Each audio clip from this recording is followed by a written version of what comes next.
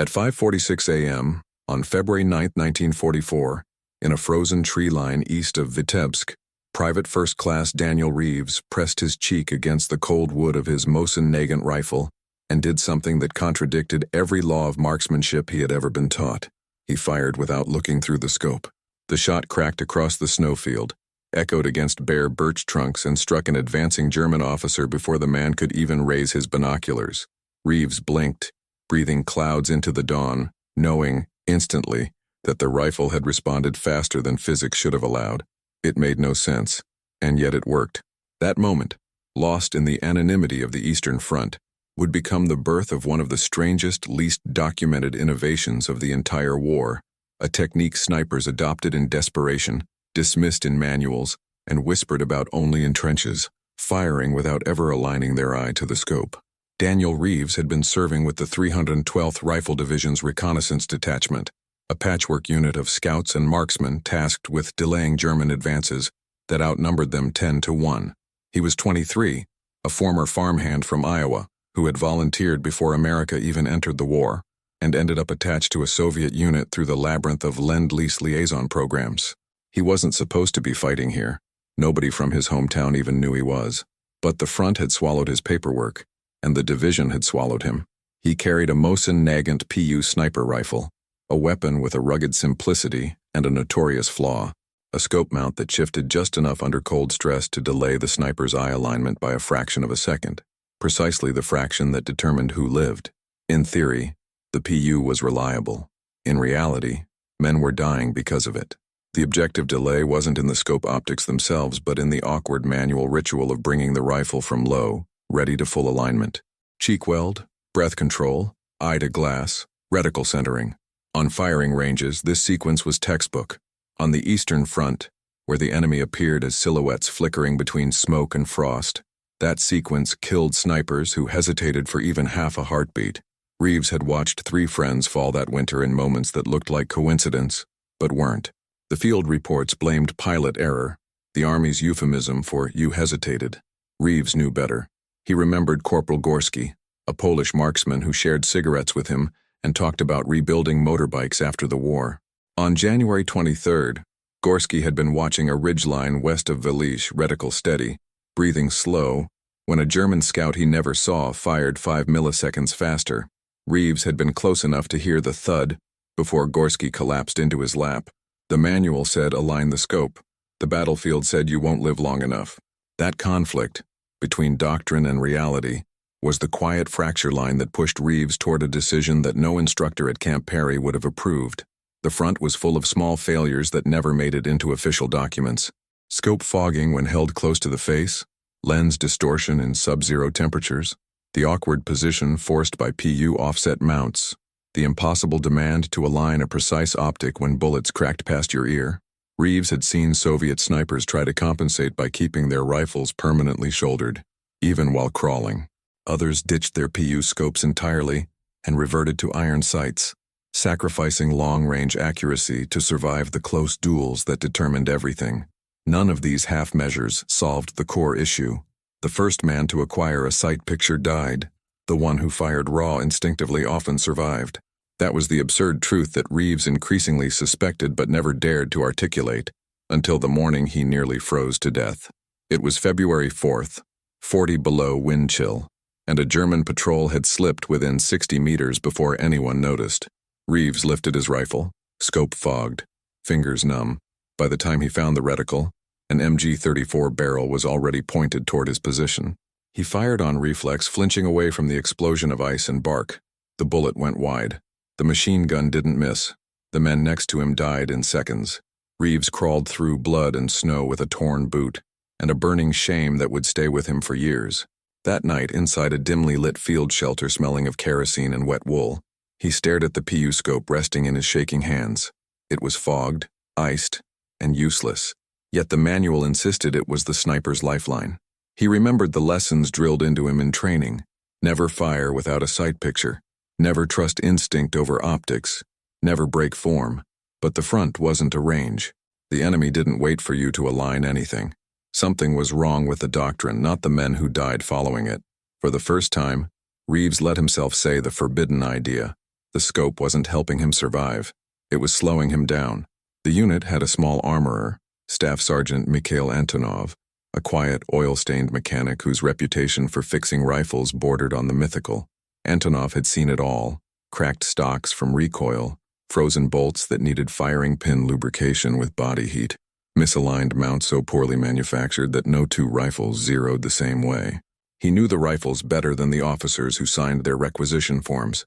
When Reeves approached him, half whispering that the scope alignment was killing men, Antonov didn't laugh. He simply wiped his hands on a rag and said, "I know." Weeks earlier, Antonov had noticed a pattern. Snipers hit more during chaotic encounters when they fired from low ready without shouldering the stock fully. They weren't trying to skip the sight picture. They just didn't have time. And yet their snapshots, ironic, instinctive, imperfect, landed more often than the textbook shots. Antonov had begun measuring reaction times, using bits of charcoal on snow to mark where bullets landed. He documented the impossible.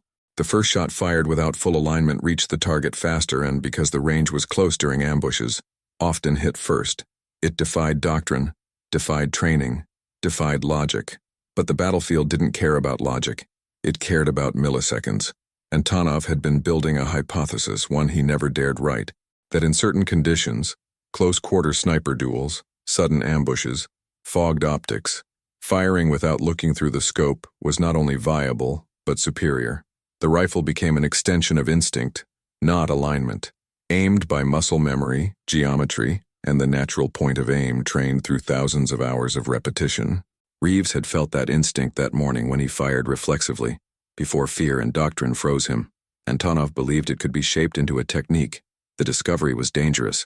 Anyone caught teaching blind firing would be court-martialed. But Antonov saw how many men were dying, and he saw something else in Reeves: desperation fused with discipline, the perfect test subject. The night before the innovation was born, the two men stood in the back of a maintenance shack, a single lantern burning, wind shrieking against the wooden walls.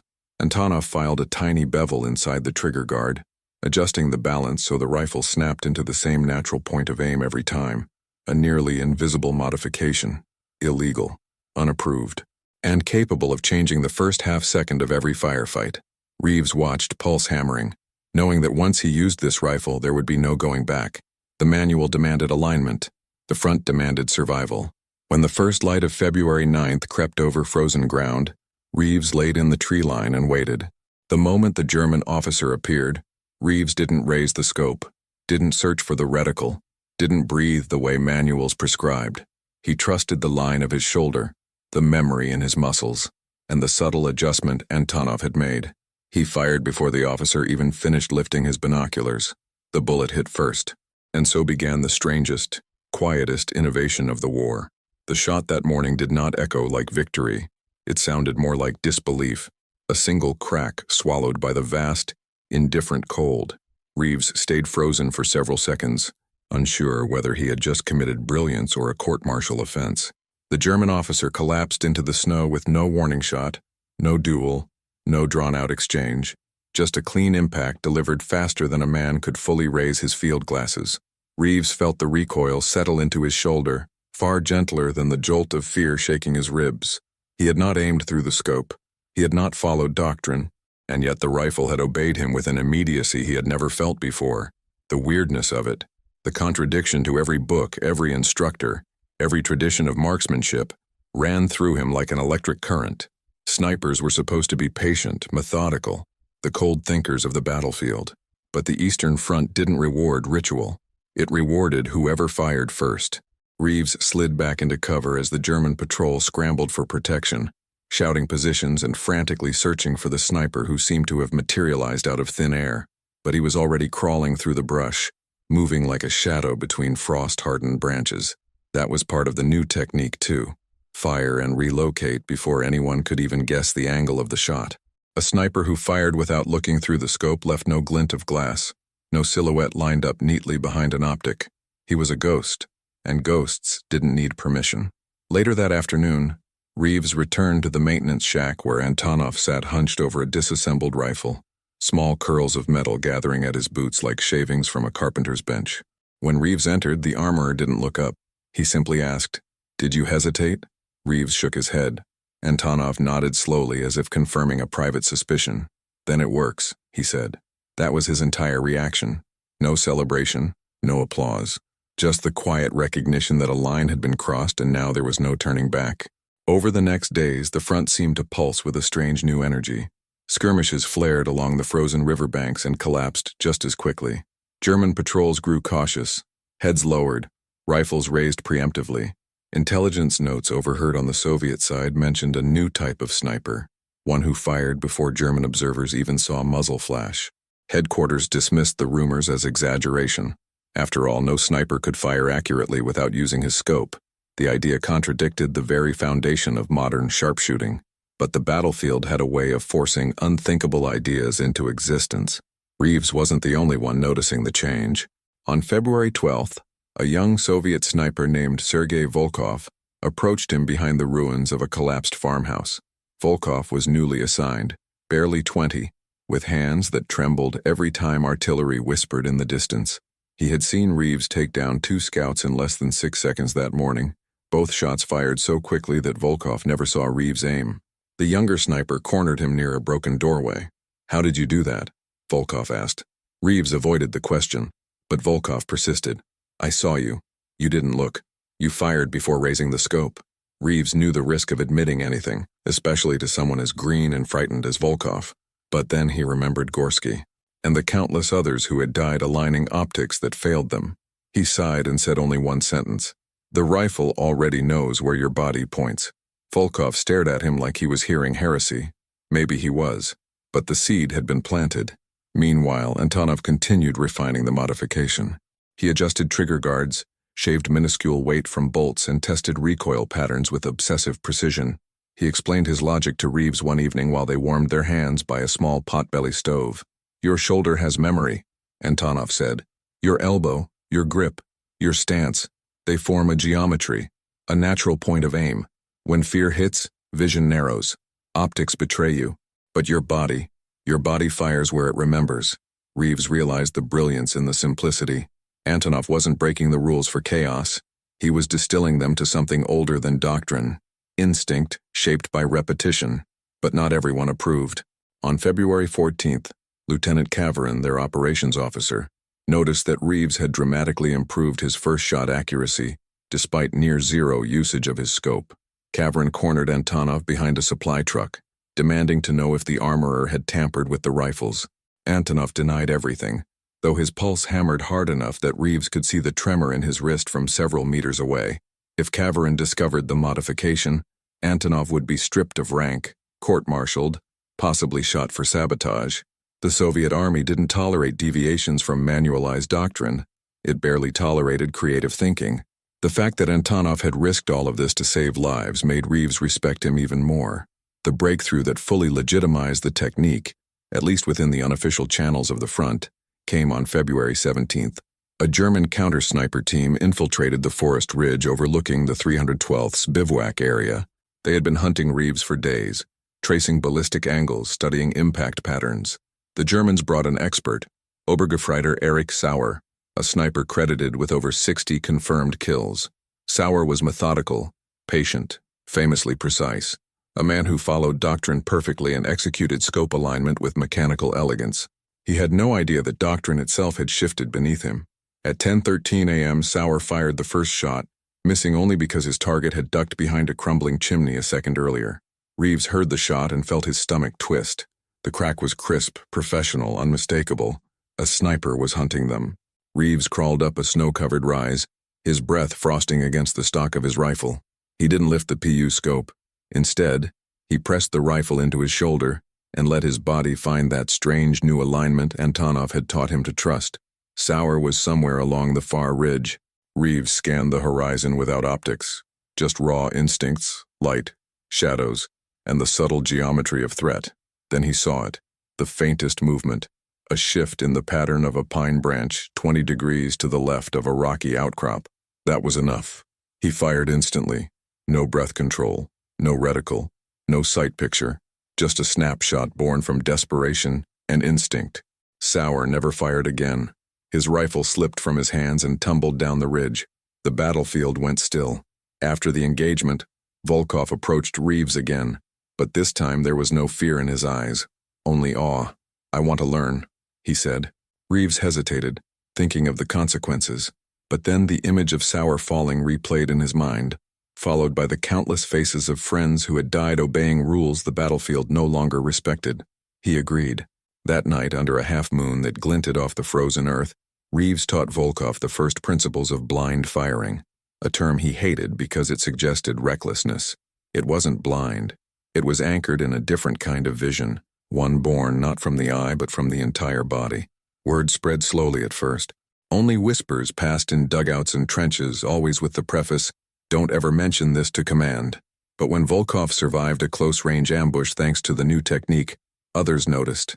Snipers who had once mocked the idea started asking quiet questions. Those who had lost friends listened the closest. By early March, unofficial practice sessions began happening behind collapsing barns and ruined factories. Antonov circulated between them like a ghost himself, adjusting rifles after dark, removing the modification before inspections, and reinstalling it after. His hands bore new cuts every day, but he never complained. "If they survive, it is enough," he said once. The Germans noticed the shift long before Soviet command did. Reports intercepted through intelligence channels mentioned snipers who fire before appearing, shots without glint, and Soviet marksmen whose rifles respond unnaturally fast. Some German platoons began avoiding forest engagements altogether, uncertain how to counter an enemy who seemed to defy the fundamental physics of aiming. One German corporal reportedly described them as shadows shooting from the edge of reality. The phrase circulated through the 312th until it became a badge of pride. But success brought danger. Commanders began asking why the 312th's Sniper Corps had suddenly improved its kill ratios by nearly 30%. Some attributed it to better winter discipline, others to recent reinforcements. Nobody dared speak the truth, and yet, the truth kept etching itself deeper into every engagement. On March 6th, everything changed. A high-ranking inspector from the 1st Baltic Front was scheduled to visit their sector. Inspections meant rifles would be examined, scopes checked, and every deviation from regulation documented. Antonov's modification was microscopic, almost invisible but not to a trained eye. If the inspector found even a hint of redesign, the consequences would be catastrophic. Reeves considered abandoning the technique entirely, but then Volkov approached him, shaking with fear, and said, "If they take this from us, men will die again." That sentence was enough. Reeves knew they couldn't go backward. On the night before inspection, Antonov gathered the small group of snipers in the shack. The lantern burned low. Snow thickened outside. He spoke in a voice barely louder than a whisper. "They can inspect the rifles," he said, "but they cannot inspect what you have learned with your bodies." Reeves realized the modification had done more than change a trigger guard. It had created a new way of firing altogether, something beyond doctrine, something belonging to them, and the war was about to test it harder than ever. The inspector arrived just after dawn, stepping out of a roaring ZIS-5 truck with the stiff posture of a man who believed more in regulations than in the men who bled to uphold them. His name was Colonel Andrei Konstantinov, an officer known across the 1st Baltic Front for shutting down entire units over missing paperwork. He wore a spotless greatcoat, boots that had never touched real mud, and gloves softer than anything Reeves had seen since he left the United States. Behind him marched 2 aides carrying ledgers thicker than winter blankets. Reeves felt a cold ripple of dread sweep through the sniper detachment. This man could dismantle their entire operation with a single sentence. Konstantinov began the inspection with icy efficiency. He checked supply manifests, interrogated junior officers, and demanded immediate demonstrations of procedure. When he reached the sniper's rifles, he paused, expression unreadable. "Present weapon," he said to each man. Reeves held out his Mosin Nagant with a calmness he did not feel. Inside, his heart pounded so loudly he feared it would echo off the metal racks. The inspector examined the scope, the bolt, the stock, the trigger guard. Reeves kept his breath shallow, remembering Antonov's instructions. The modification was subtle, hidden within a bevel so slight one needed to know exactly what to look for.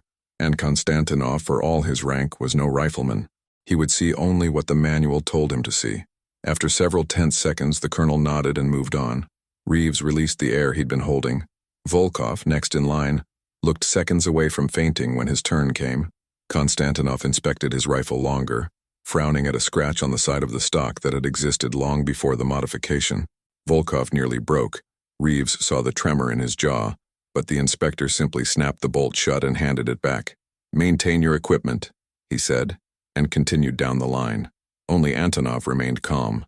He had spent half the night removing any trace of the internal adjustments, and half the morning returning them once the rifles left Konstantinov's hands.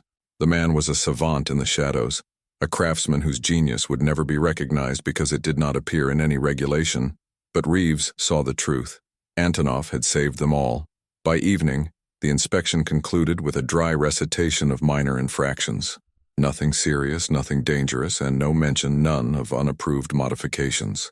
As Konstantinov departed, his boots crunching over ice, the snipers of the 312th exhaled in collective relief. But the front allowed no celebrations.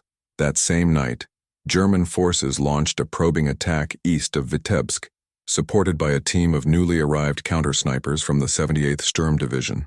These men were veterans of the Demyansk pocket, sharpened by years of forest warfare.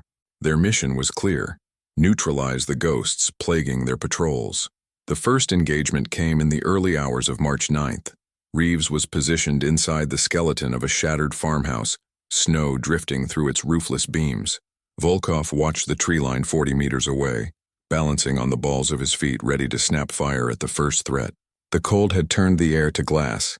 Sound carried too clearly, movements too sharply. The Germans moved with unnerving silence, their camouflage blending into the birch trunks. Reeves counted at least 3. Then he saw the glint, a flicker of metal where no metal should be. Not the reflection of sunlight, there was none, but the faint shimmer of a scope lens breathing in the cold. Reeves didn't think. He didn't raise his rifle. He snapped it into his shoulder and fired a heartbeat later, trusting the angle, trusting the line of his body. The shot tore through the stillness like a crack splitting the earth. A German marksman fell sideways, his rifle tumbling from the branch where he'd hidden. Volkov fired a moment later. Another instinctive shot, guided not by optics but by the sudden shift of shadow. A second German fell. The third, panicking, fired wildly, and then vanished into the trees. The entire engagement lasted maybe 7 seconds. 7 seconds to end a threat that would have taken 7 minutes under traditional doctrine. 7 seconds that could not be explained by any manual. Volkov looked at Reeves, his breath shaking. "This is impossible," he whispered. Reeves shook his head. "It's survival." Antonov documented the encounter quietly, his notes written in a coded shorthand only he understood. He tracked reaction times, angles of fire, hit ratios, distances, building a private archive of proof that could one day rewrite doctrine if anyone dared to read it. But Reeves knew Antonov wasn't collecting this for recognition. He was doing it for the dead, for the men who never got a chance to fire first. The next major test came during the Battle of the Rudnya Corridor, a brutal 2-day clash marked by thick smoke, collapsed trenches, and disoriented movements on both sides. Snipers became the eyes and lifelines of their units, taking positions on ridges, inside collapsed churches atop the frozen remains of haylofts. It was during this fight that the technique evolved from a desperate trick into something almost like a doctrine of its own. On March 15th, Reeves and Volkov were assigned to cover a retreating infantry platoon that had come under fire from elevated German positions. The fog was so dense it blurred outlines into moving smudges, making traditional optics nearly useless. Snipers on both sides fired at silhouettes. Under these conditions, whoever relied on scopes moved slower, lost precious seconds, and risked revealing their position. Reeves could feel the battlefield tilting toward chaos. This was exactly the environment where the new technique thrived. At 6:02 p.m., Reeves spotted a shadow perched on the ridge above a wrecked horse stable, a German marksman adjusting his rifle. Reeves didn't lift the scope. He fired instinctively, letting the weight of the rifle decide the angle. The German collapsed instantly. Volkov followed with 2 more near-impossible shots, hitting soldiers who believed they were too concealed to be targeted. Panic rippled through the German line. They fired blindly into the fog while Soviet infantry slipped through the corridor, saved by snipers who technically weren't even properly aiming. But they were hitting first, hitting accurately, hitting in conditions where optics failed completely. Word of the corridor's miraculous survival spread through the division within hours. Some said the snipers had eyes like hawks. Others claimed they had new technology secretly delivered by the Allies. Nobody imagined the truth, because the truth sounded absurd. Nobody considered that these men had learned to fire without using their scopes. Yet not everyone accepted the innovation. Major Sidorov, the divisional training officer, cornered Reeves after the battle. He demanded to know how a pair of snipers had racked up confirmed hits in visibility conditions that rendered scopes useless. Reeves kept his answers vague. "We don't rely on what we can't see," he said. Sidorov frowned.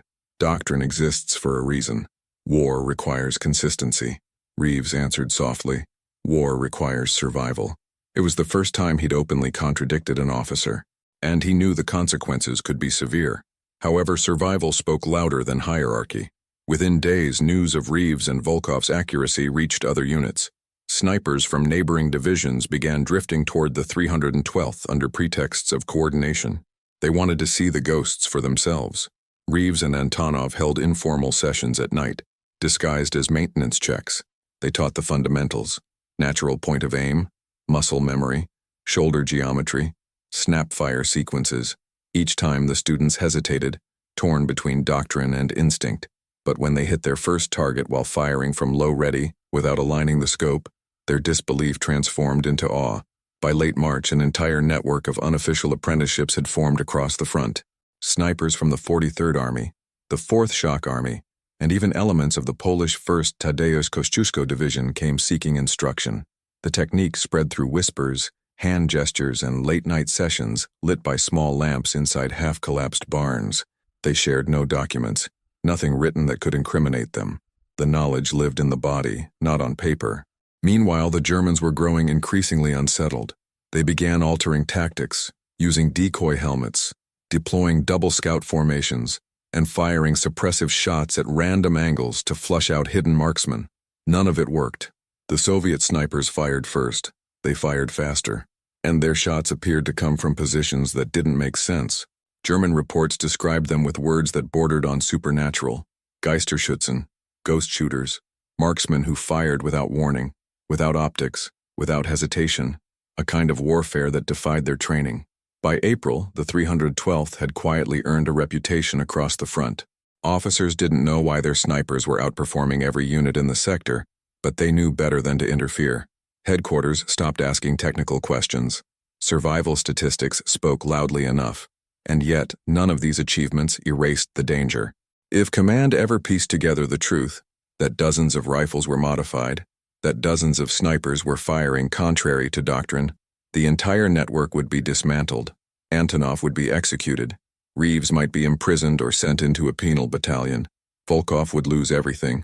The innovation was saving lives, but the risk of discovery grew with every shot fired. And the decisive moment, the one that would bring everything into the open, was approaching faster than any of them realized.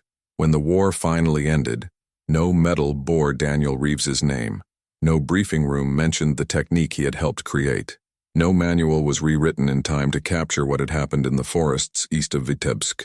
The men who survived carried the truth quietly, the way soldiers carry scars beneath their uniforms, visible only to those who know how to look. Reeves returned to Iowa in the autumn of 1946. The farm hadn't changed, not really. The same wind whispered through the cornfields. The same wooden porch creaked under his boots. He found work repairing tractors, patching engines, fixing the kind of small mechanical failures that never earned applause, but kept entire lives running. People said he had steady hands. They never knew those hands had steadied rifles in blizzards, had fired shots that rewrote seconds of survival, had carried friends who never made it home. Volkov survived, too. He wrote Reeves once, a short, clumsy letter about how the technique had spread far beyond their unit, how younger snipers were learning it without ever knowing the names of the men who first risked everything to try it. It saved many, Volkov wrote, but history does not list such things. Antonov stayed in the army, slipping back into anonymity with quiet dignity. His modifications were never officially acknowledged, though years later, when Soviet rifles began adopting improved trigger geometry, Reeves recognized the signature. A small change, a hidden bevel, a ghost of a craftsman who understood that some innovations live only in the hands of those who needed them most. Reeves rarely spoke of the war, but every February he walked alone into the fields at dawn, stood in the cold and watched his breath drift away, a private ritual for the men who fired first, not out of glory, but because survival demanded it. And if you found this story now, decades later, remember, History is built not only by generals but by the quiet hands that refuse to let others die waiting for permission.